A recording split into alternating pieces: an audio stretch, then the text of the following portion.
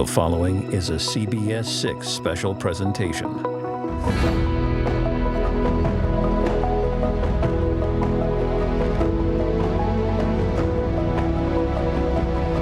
For those who have served in the United States Armed Forces, today we say thank you.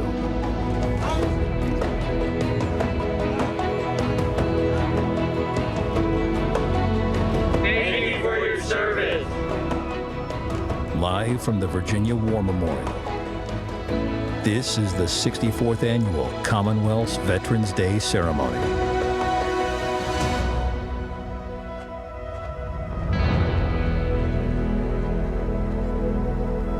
Good morning. Welcome to the Commonwealth's Veterans Day celebration for 2020. My name is Clay Mountcastle. I'm the director of the Virginia War Memorial, and as always, I'm honored to have you all joining us today, either here in person at Veterans Hall or virtually from home.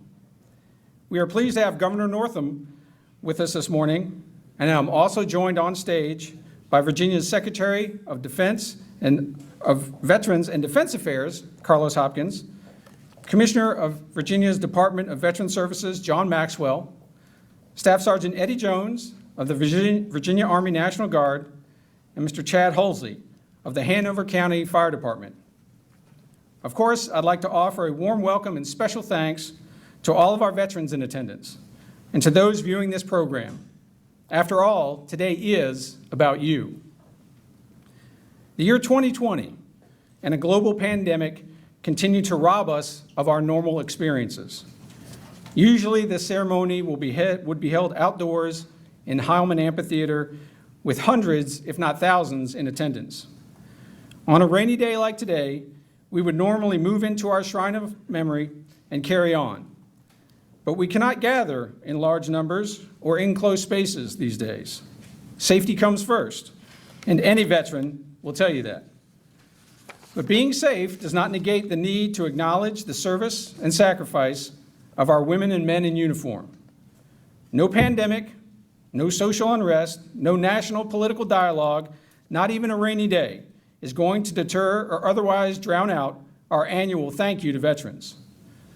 The men and women of the U.S. military, past and present, have never failed us. We should remember that fact every single day, no matter what the year or political climate. Military service is increasingly rare in this country. Less than 7% of the U.S. population has worn the uniform. That small slice of Americans represents the best of us. Veterans love this country, and we must never fail to love them back. To begin our program, I would ask you to stand, if possible, for those here in attendance or at home, for the Pledge of Allegiance led by Staff Sergeant Jones and our national anthem sung by Chad Hulsey.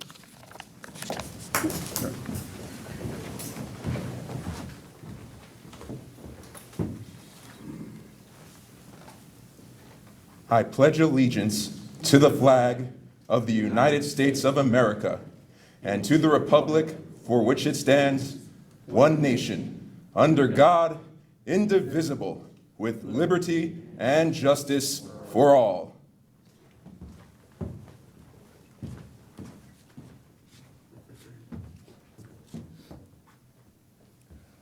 Oh, say, can you see by the dawn's early light what so proudly we hailed at the twilight's last gleaming, whose broad stripes and bright stars through the perilous fight, oh, the ramparts we watched were so gallantly streaming, and the rocket's red glare, the bombs bursting in air, gave proof through the night that our flag was still there.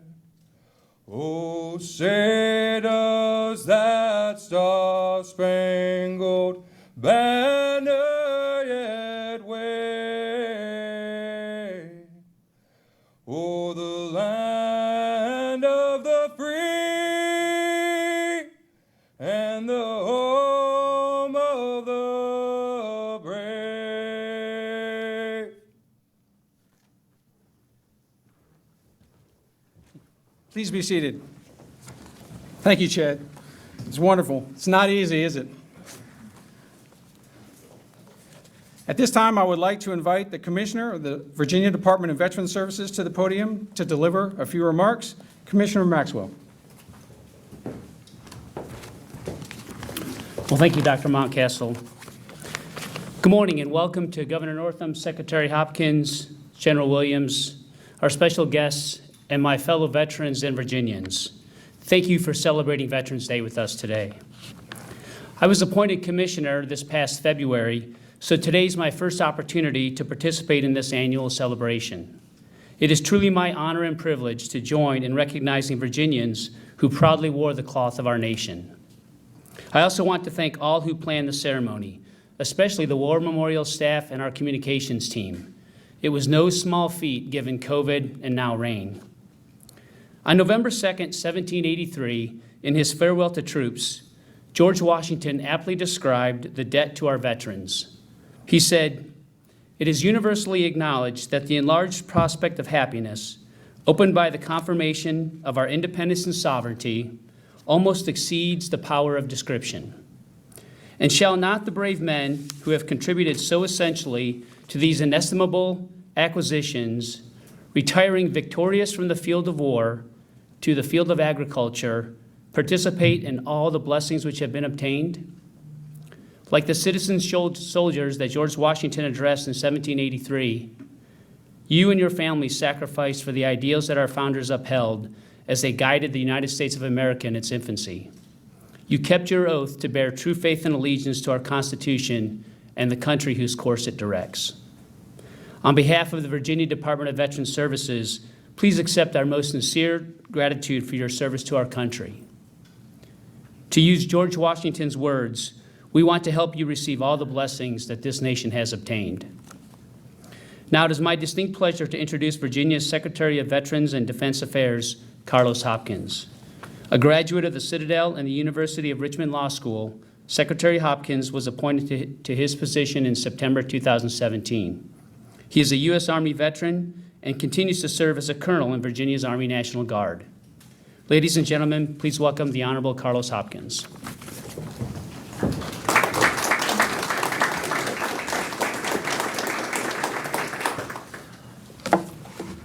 Thank you, Commissioner Maxwell, Governor Northam, Dr. Mountcastle, and to the men and women of our armed services, our veterans and their families, I want to wish each and every one of you a happy Veterans Day.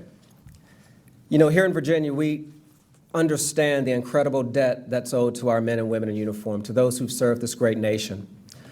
And so that's why each and every day, all of us here within the Secretariat follow the governor's guidance in making sure that we make Virginia the most friendly state for our military, our active, and our veterans components. I'm extremely proud to serve in our armed forces and to come from a family of men and women who served in our armed forces as well. And so days like Veterans Day are especially meaningful to me, and I'm especially proud to be able to serve Virginia and the men and women in our great Commonwealth. You know, 1 in every 12 Virginians is a veteran. We have one of the largest percentages per population of any state in our great nation. And so that's why it's incredibly important that every year we make sure we're working hard to honor the men and women who've served. And so I want to share just a few of those items that we've expanded just since last year when we were able to come together. We've expanded spousal licensing and made it easier for our military spouses who face an incredible challenge with unemployment and underemployment to get professional licenses here in the Commonwealth. You know, each and every day we understand that that person in uniform can only be as effective as the spouse and the family that support them. And we want to do everything we can here in Virginia to make sure that we're taking care of our military spouses both in uniform and when they leave the service. And I also want to recognize that just in the past year alone, we've expanded the opportunity for our veterans who have medical experience to work with our partner healthcare systems here in the Commonwealth. We understand the incredible skills and abilities that veterans provide to their communities. We know that veterans here in Virginia, they're school teachers, they're nurses, they're scoutmasters, they're pastors, they're lay leaders across our Commonwealth. And we want to make sure that for the special skills that they bring, that we want to make sure here in Virginia, we provide them every opportunity to utilize those skills on behalf of our Commonwealth. For our military-connected school children, we understand the challenges of transition from going to that active role to that veteran status. And that's why here in Virginia, we make sure that we expanded our Purple Star designation, adding more than 22 schools to the list of Purple Star designees so that our transitioning service members, as they become our veterans, understand the military resources available for their school children. So it's been an incredible effort just over the past year to make sure that we're reaching out and talking to veterans communities. As I and my team travel the Commonwealth, we hear from the veteran service organizations. How can we help you? What can we do here in Virginia? How can we make sure that we are the #1 state for military retirees and for our veterans communities? And so we've put into place those legislative initiatives, those executive actions, to make sure that we take care of the incredible men and women who've served this nation. Because as the Commissioner indicated, there is no debt too great. We can never fully repay them for everything they've given to us. And so it's extremely humbling to be able to introduce our next speaker, our keynote for the day, a veteran himself whose family has lived the life that so many in our armed services understand. The separations from family, the raising your children in different parts of the world. In our governor's case, in Germany and in the U.S. Understanding that transition that so many of Virginia's 700,000 veterans had to experience during their military careers.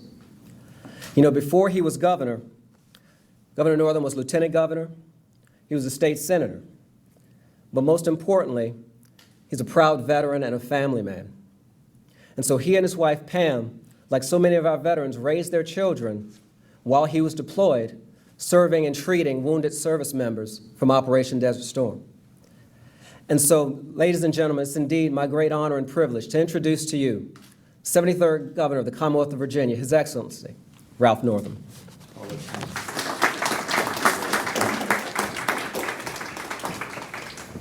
Well, good morning.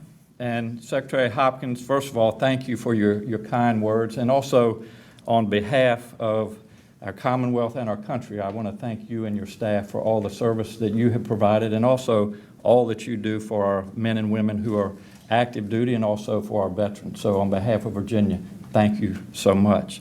I also want to recognize Senator McClellan and Delegate McGuire. Thank you all so much for being here today and joining us.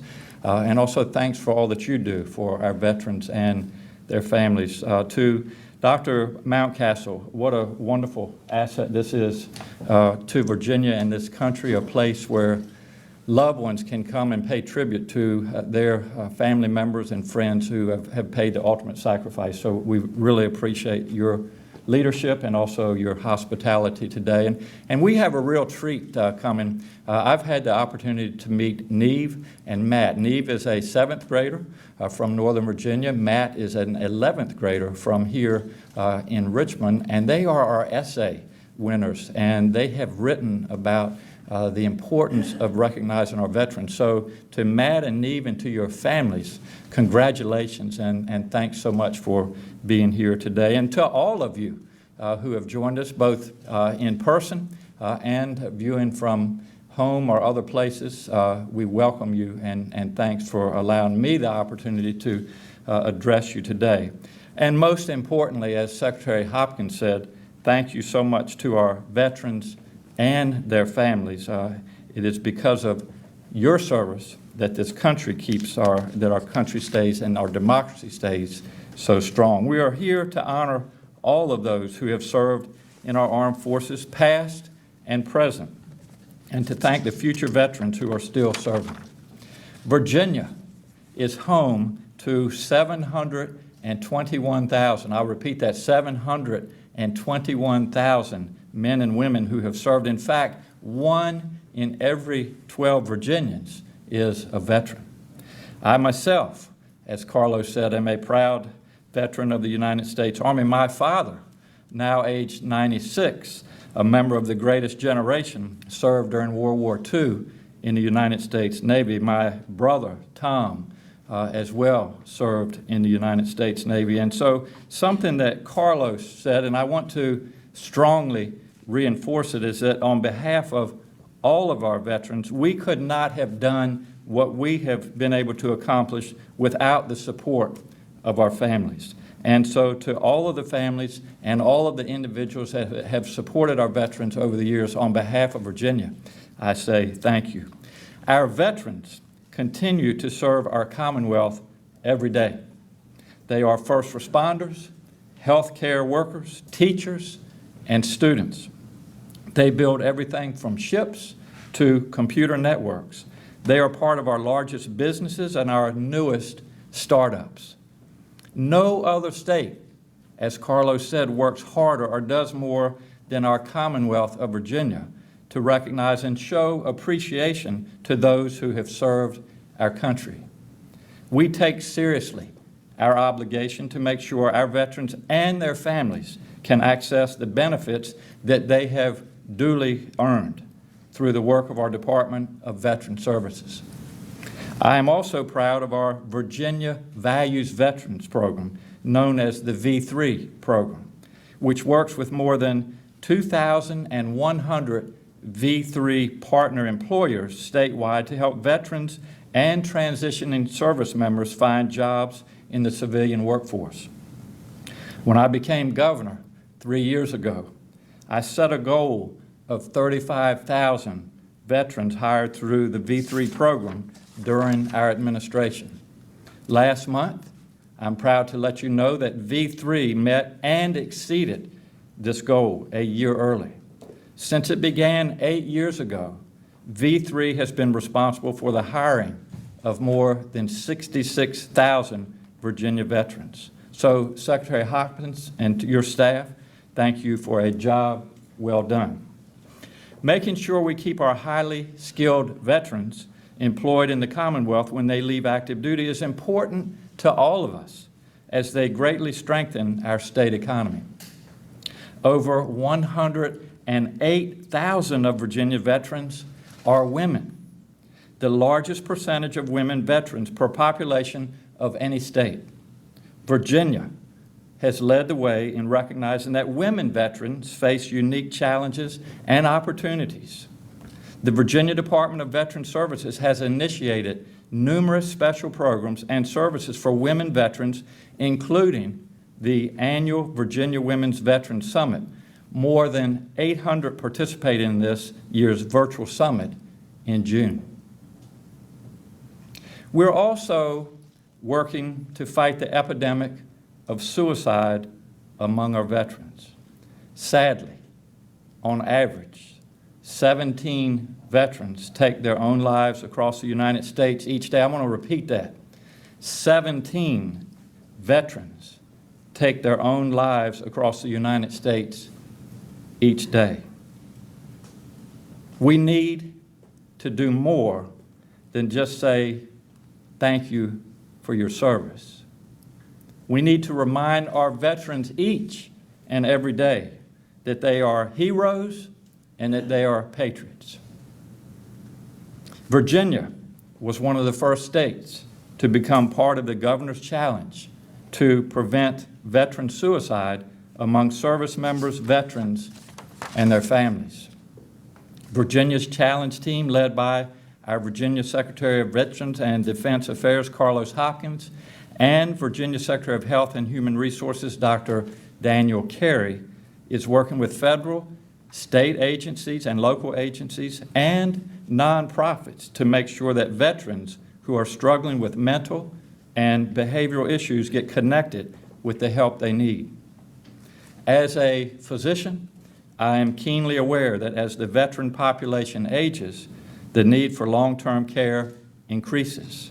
Virginia provides this at our state veterans homes in Richmond and Roanoke, and will provide the same service at our new care centers now under construction in Fauquier County and in Virginia Beach. You know, veterans also deserve a dignified and beautiful final resting place, which Virginia provides at our state veteran cemeteries in Amelia, Dublin, and Suffolk. We are pleased that the Suffolk Cemetery recently completed a major expansion and that a similar project will soon be underway at the Amelia Cemetery. If you all haven't had the opportunity to visit any of our veterans cemeteries in Virginia, I would strongly encourage that. And Virginia is home to a number of museums and memorials dedicated to honoring service members. From our Virginia War Memorial right here where we stand today, to the D-Day Memorial in Bedford, the National Museum of the Marine Corps in Quantico, and many more. Today, in fact, the National Museum of the United States Army will open to the public at Fort Belvoir. So in short, here in Virginia, we have a deep and wide bench of agencies and organizations working to support and honor our veterans for their service.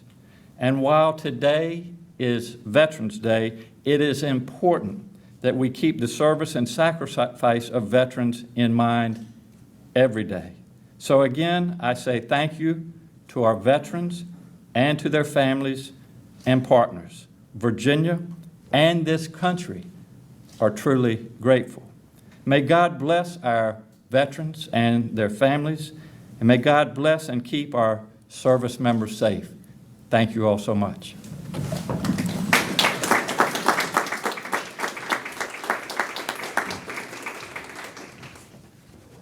Thank you, sir.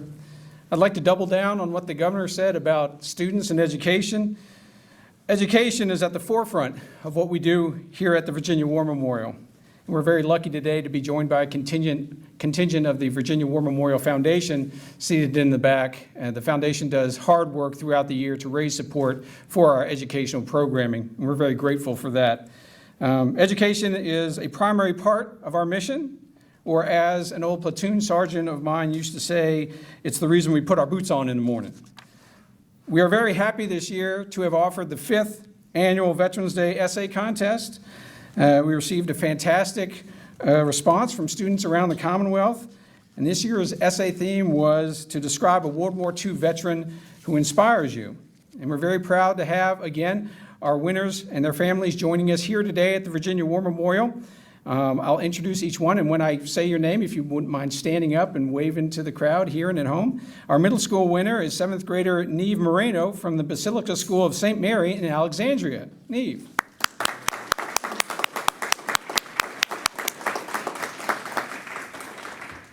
And our high school winner is Matthew Michikowski from Deep Run High School. Matthew.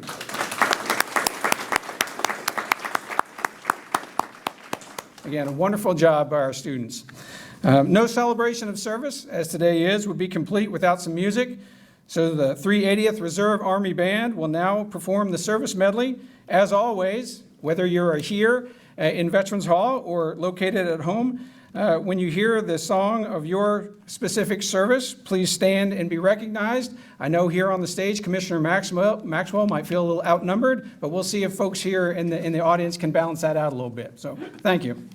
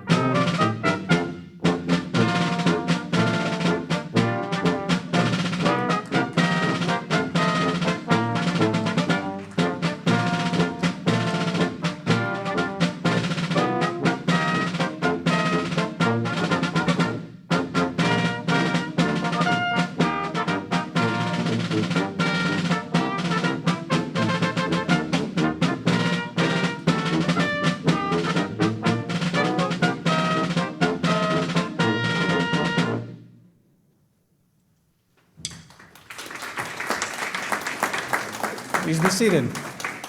Gotta love that Army band. They always leave the best for last. All right. Even though we consider today a celebration of service, we should take a moment, as always, to remember those brave Virginians that paid the ultimate sacrifice for our freedoms. The nearly 4,000 Virginians from World War I, more than 12,000 from World War II, Korea, and Vietnam, and the nearly 200 that have died in a global war on terror. They cannot celebrate with us today, but they are with us if we take time to remember. Please join me in a moment of silence for our fallen Virginians.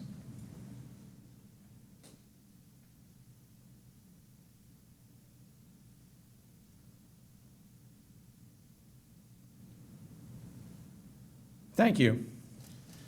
Governor Northam, Secretary Hopkins, Commissioner Maxwell, the 380th Army Reserve Band, Chad Hulsey, Staff Sergeant Jones, distinguished guests, for all of you watching at home, I'd like to thank you for participating today. Thank you to our partners from CBS 6 for teaming up with us to broadcast this program. And of course, thank you to our veterans. We could not live in the greatest nation and the greatest state without you. As those watching the broadcast at home will now hear from some of Virginia's veterans, I wish you all a very safe, a very healthy, and an inspiring Veterans Day. Thank you.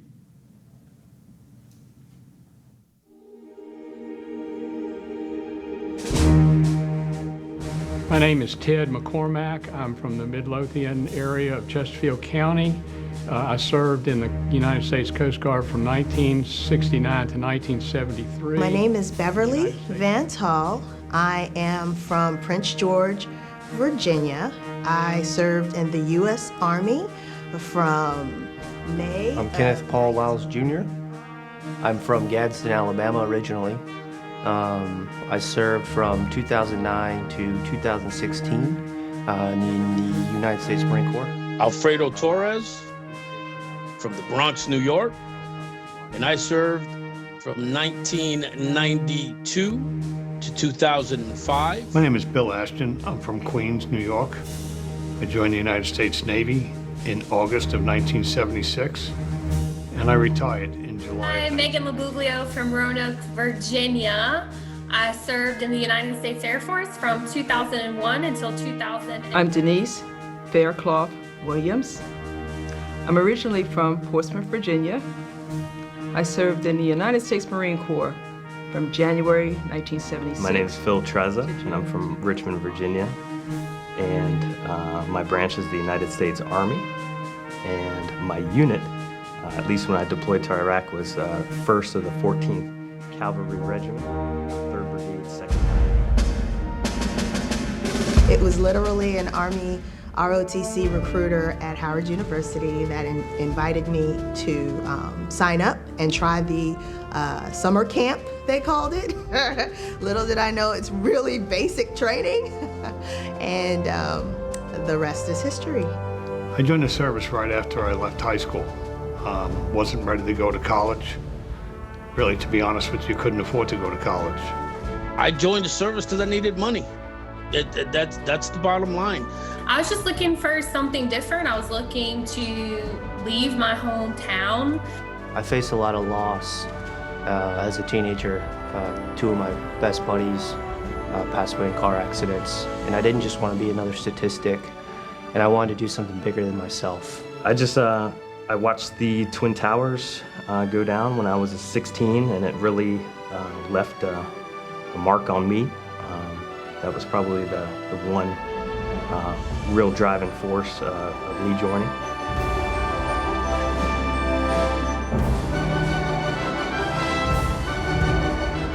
I would define veteran as someone, man or woman, who has taken or who has accepted the call to serve others in a way that will protect and ensure the future of our way of life. If you've ever raised your right hand and you swore an oath to protect and defend the United States of America, foreign and domestic, you're a veteran.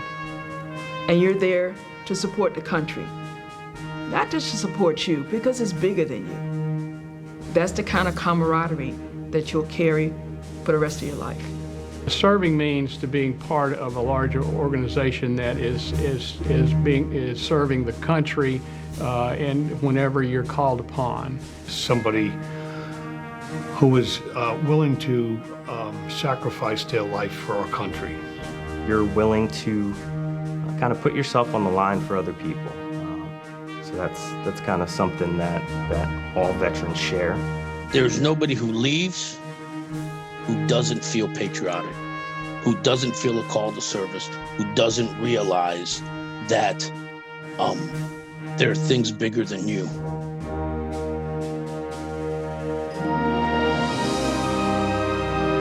So Veterans Day is a national holiday geared to recognition and appreciation for all the sacrifices that those families and those military people have made. It is a day of reflection and appreciation from the greater part of the population who does not have these experiences. It's a time to get together and share that common bond that you all have. Veterans Day is a time when everybody should stop and thank a veteran because of what they did to protect the country that they live in. A Veterans Day is a recognition that the freedoms that we have are due in part to the members of the armed forces.